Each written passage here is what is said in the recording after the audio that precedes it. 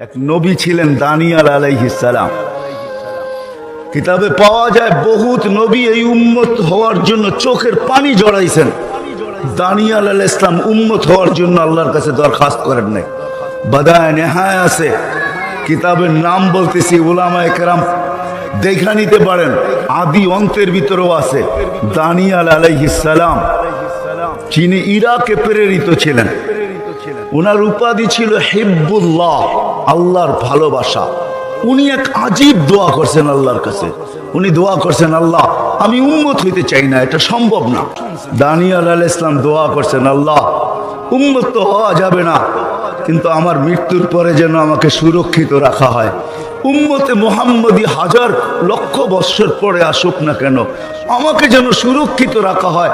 উম্মতে মুহাম্মদী যখন আসবে তো এদের হাতের ছোঁয়ায় আমি কাফন আর দাফন চাই।